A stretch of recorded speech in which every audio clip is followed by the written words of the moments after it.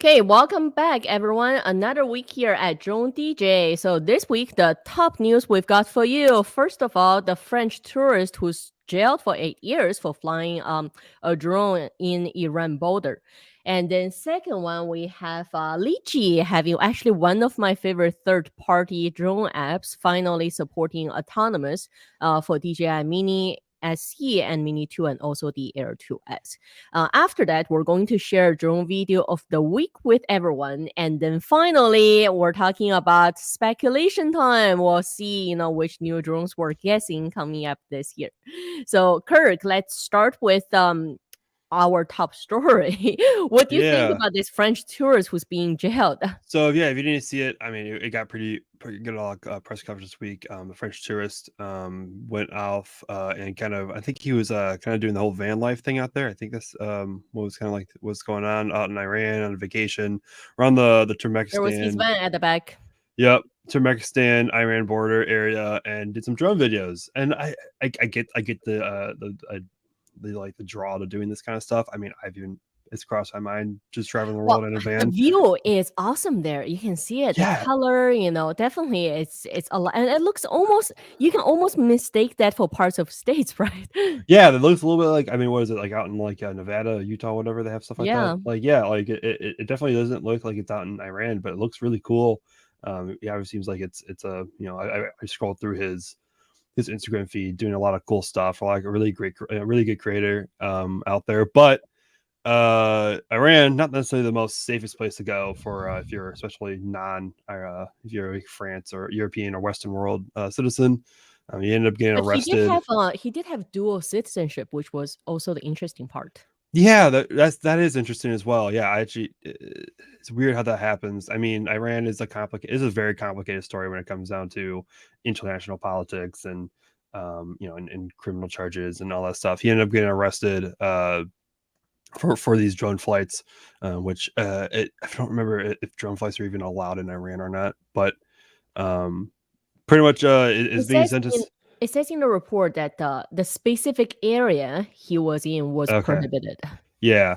So he got arrested and he's getting charged with 8 years in prison. And there's a whole this also is timed up with the negotiations for the new Iran, like the return to the Iran deal between France and a couple of countries. And so France is going out that this is a retaliation for bargaining chips, and the complicated parts just keep piling on as you learn more into this. So story, kind of a kind of the story, maybe don't be careful when you fly a drone when you're in other countries. So I mean, obviously, stories like this will never get to the real bottom of it on what happened, whether or not he actually was a spy, we also don't yeah. know. But I have to say, just being an immigrant myself, I know a lot of people look at having dual citizenship. And in this case, it turned against him because he had dual citizenship. So he's not, I mean, if he only had single French citizenship, it will be a lot easier seeking support with, from the embassy, and you'll be better protected as a foreigner versus Hmm. when you actually have dual citizenship and you could be prosecuted as an actual citizen of Iran instead of being just a pure foreigner. But the lesson learned, just like what Kirk said, is regardless of anything else, when you're traveling, and every year we get this question a lot is, I plan to travel to Mexico, right, to some of Yep. the conflict areas, to Middle East, can I take my drone with me and get the money shot while I'm down there, and maybe I can have the next YouTube sensation video, right, which Hmm. I can monetize on. And what I always tell people is, first of all, I think being like us, all of us living in North America, either US or Canada or even Mexico, sometimes we forget that we take it for granted of the prosecution and the transparency, Yeah. right, of the legal proceedings here in North America. But when you go to countries that are either in conflict or not super friendly, maybe just for your own safety, at the end of the day, it's a risk, and I think Hmm. in the end of the day, it's the risk and benefit game.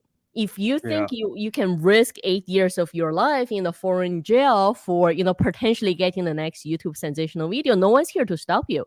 But I think it's important to understand the actual risk you're facing before making that decision, right?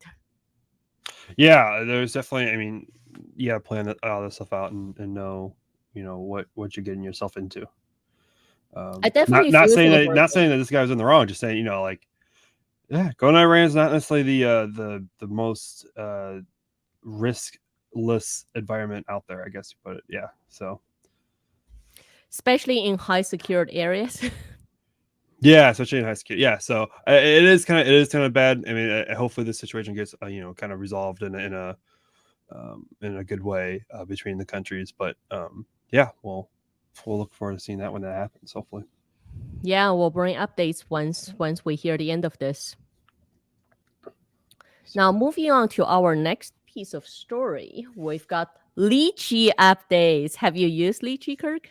I have not, but it does. This new story now kind of like wants me to get a new mini and try it out because it does look fun. I've been using Litchi for years. I remember, I think the first time was when we were flying the Phantom 3 years ago. And I loved it, especially for, you know what I love about it? Because last week we talked about drone deploy, Mm-hmm. which it's setting same thing. I mean, people love to use the word autonomous, but mostly it's automated, and there's a big difference. Maybe we'll save that for next time. So automated flights, really. And when you use something like drone deploy, you're drawing an area and you're telling the drone to go fly the area at the specific speed, at the specific altitude, and take pictures or videos, at specific interval.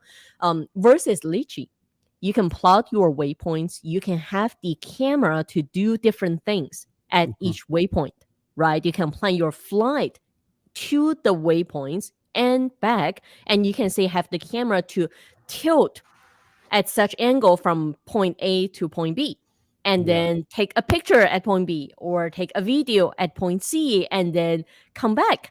It's really fun. It's almost programming to a degree, right? Because you're not just drawing an area and just set the drone to go fly, but no, you're actually trying to think it through of different things the drone can do, throughout the whole waypoint planning. So that's what I really like about Litchi.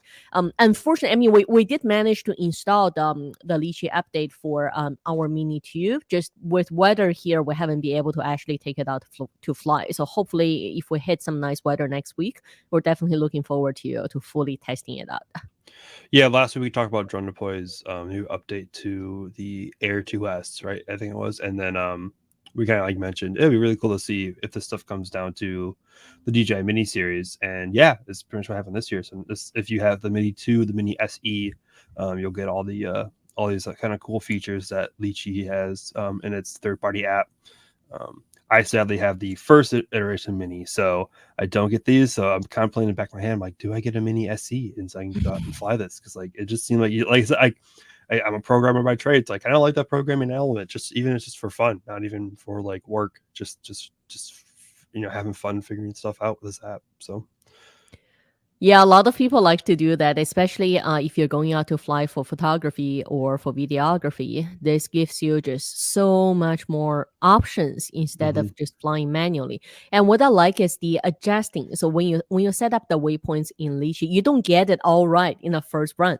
Right. So a Yeah. lot of times I'm just flying to a point, taking a look at what's there and getting a feel of the composition, the framing, the lighting, and then go to the next point and then I'll come back and adjust the mission based on that to say, oh, okay, now I can change, maybe now I can do a video series instead.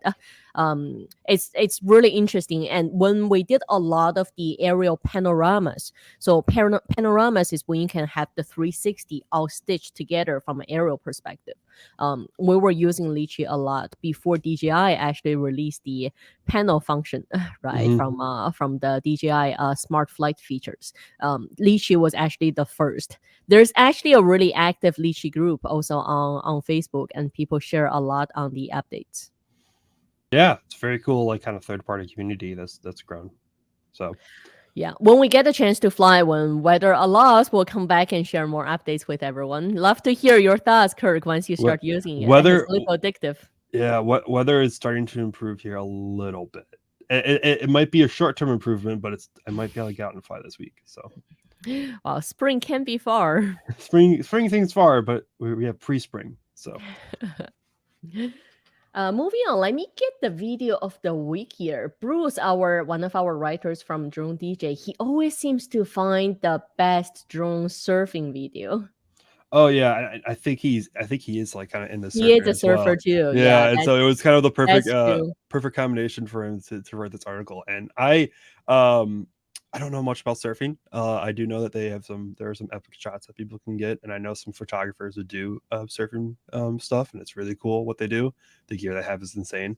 But this is a really cool video, just kind of like the how many people out there and how big these waves are. Like I used to live near down in Florida, and like never got waves this big. Like in that area, they were all very very small. But these are huge waves out down in Hawaii. So I wonder because of the timing, because there was the volcano eruption down in one of the country islands in Indonesia. yeah, I wonder. I don't know. Maybe I think this time of year always brings larger waves. I think it says. I think Bruce said in the article that like it is kind of like the time, like the winter season is kind of the time for this. But I know, like I know there was part of that. I mean, whenever there's a hurricane coming down to Florida, the weeks earlier, like the surfers are always out there because they get really big swells. And it's like a little crazy, but you know, they are. I mean, surfing is a little bit of a crazy sport, so. No, it's a really great video. This is something that I would totally do. Like if I lived back down in Florida, just to go out there when there's people surfing and just fly my drone and get video, because that looks like a really like cool shots that they have from the air. And talking about tracing different things, especially using drones to get the epic shots, I can think of a few. I mean, one of them is actually one of my pilots flies specifically for demolition projects. So Mm-hmm. they actually go around with all they're one of the main video companies for a large demolition company here that serves both Canada and US, and we've went down with them for actually several large demolition projects, and that was really cool when it's 600 feet of smokestacks being demolished and smashed to pieces. The other one I remember was a specialized insurance adjuster company, and the team called themselves the Storm Tracers because they basically trace all the large hurricanes and tornadoes, because afterwards they have to be there to check Yeah, the homes for insurance adjustment. I mean, if you're talking about storm tracers, demolition, right, blast tracers, and then you've got the wave tracers. I think those are almost, if you're in that type of environment, you almost need to have a drone or at least a few. I know for demolition, usually they take out at least 3, 4 drones because you only get one shot. I yeah, mean, those are the scenes you don't get to say, hey, cut and let's roll the camera again. It doesn't happen. yeah. You definitely, it definitely is like a one shot opportunity to get that. So yeah, bring all the And drones. we can see even in the video, you can see other drones actually in the That I shot. did. So Yeah, I'm I sure actually there's tons of multiple drones being flown. that was the first time I noticed it too when I was watching on on this. I'm like, oh wait, there's another drone there. That's okay, cool, nice. Like, yeah, you gotta be a little careful with other drones. And I'm not sure if you've flown in on a location where other people are flying drones too, right? But from my main side, for our school side, oftentimes, especially in the summer when it's a nice day, we've got tons of people coming out to fly on that day. And I have to say, when you're flying and there are other drones around you, the feel is very different than if you're just out there and flying by yourself. So it makes me wonder, almost like the driving test. When you're just Yeah, driving the car versus when you're driving in traffic with other cars around you, it does make you feel different as a pilot. yeah. I had the same experience when I was doing photography. I had an ill-fated 100 days of sunrises. Made it to maybe 10 days. But it was you wake up in the early morning and you get out to the beach and you want to get sunrise, and it's just you. It's like a little bit different, and then like one day it'd be like four of us out there. I'm like, oh, like it's way different field. Everyone's kind of like doing the same thing. It's a lot more fun when you have a group of photographers out there. Almost have that little energy exchange, like brainstorming, Yeah, right? like you Feel see like you someone get else more doing out of something, like, ooh, that's a good shot, and you kind of think like, it.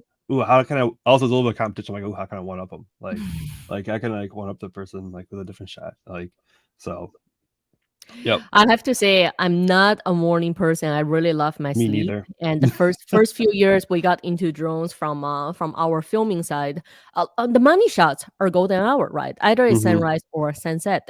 And I hate it. I hate it, especially in the summer. Here, the sunrise is what you get daylight at 5:30. So we'd have to, especially back then, was the big heavy lift drones with either a Red Dragon or Alexa Mini. It takes an hour just to get set up. Yeah. So you have to get up at 3 and be down there on the set when it's dark and wait for production to set up lights, and then you set up your drone, and then you wait for that 2 minutes of the money shot. And 2 minutes. maybe 10 seconds, not even 10 seconds, maybe 5 seconds of that making to the final edit. So those are the fun things. So the lesson in that is, if you're like me, not a morning person, then reconsider your career choices.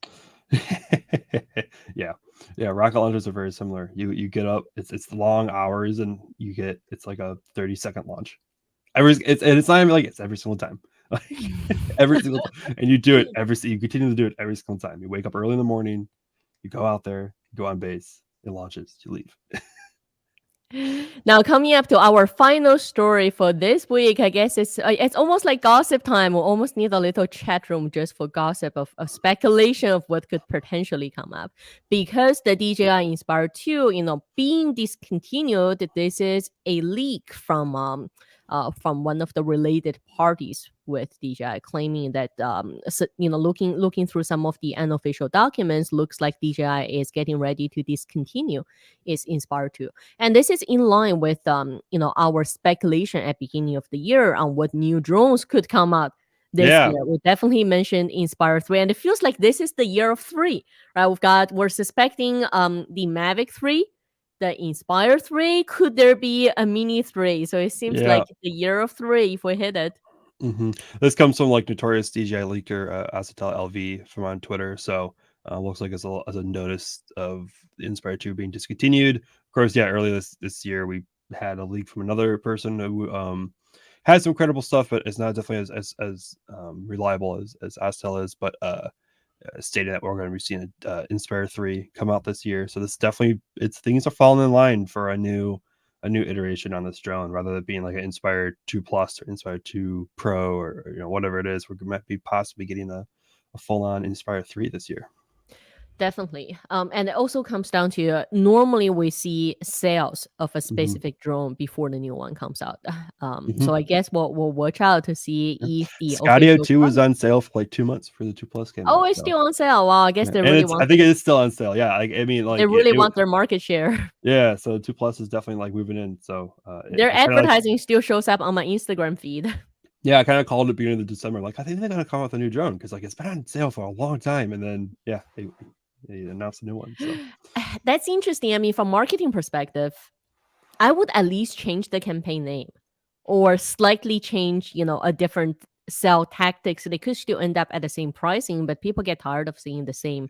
It was the 2 months of Christmas and Thanksgiving, so like it makes sense that if they be on sale, but like usually products are on sale if they're going to be on sale that drastically marked for like how the Skydio 2 like kits were. It would be like, okay, just do it for the week of Thanksgiving and then do it for like 2 weeks in Christmas. But it was like for 2 months straight it was on sale. So it's like, that is a long time. They're probably getting rid of their stock to get a new one out there, probably. And I believe Skydio is directly with Skydio. They don't have distributors or retailers. You don't buy from third party. I think I've seen their drones listed anywhere other than their site. Like I haven't seen them. They're not on Amazon. They're not on B&H, Adorama. So yeah, they only do it through their website, which is kind of not great because I don't necessarily enjoy their website. It's a little slow to load. So yeah. But yeah, Inspire 3 hopefully be coming out maybe this year. Maybe when we see that it get discontinued. I wonder how long this will take for it to be fully discontinued, because how many do they sell is always an interesting question. And how many do they have in stock? This could be months, or it could be still over a year or two away before they fully discontinue it. You never know, right? Especially how many are with their local retailers versus how many are with DJI, because those who just buy directly from DJI, obviously they have a central distribution center, but the ones that are still with retailers or their local distributors may take a while to dry up if it's local market, right? Yeah, exactly. So we'll have to wait for information from retailers saying that they don't have any more You in know, the stock. one recommendation I always have is if you're suspecting, if you have one of the DJI drones and you're suspecting it could be discontinued and you still want to use it for a while, buy batteries, buy Mhm. some accessories because they will be the first to go. Before Mavic 3 was released, we stocked up on some Mavic 2 Pro batteries because we still like using the Mavic 2 and the Mavic 2 Enterprise. Both we still have uses for them. And before batteries ran out, we stocked up on a bunch of batteries. Yeah, smart. Very smart. Okay, so that's the news roundup for this week. Just to recap, we've got the French tourist who's jailed in Iran for 8 years, basically for his drone photos. We've also covered Litchi updates, which we're hoping weather will improve in the next couple of weeks, so we can at least get out with Mini 2, and also give it a spin for the Autel Nano and Nano Lite, right? Yep. That's our second update. And for drone video of the week, we have a surfing drone video. And then lastly, for our speculation is potentially Inspire 2 being discontinued with Inspire 3 on the lineup to be released. And all the full stories will also be in the video description. Just give us a few minutes after the live stream so we can update the video description. If you like to read the full story, you can see the links down there. Otherwise, we'll see you all back here next Wednesday, same time.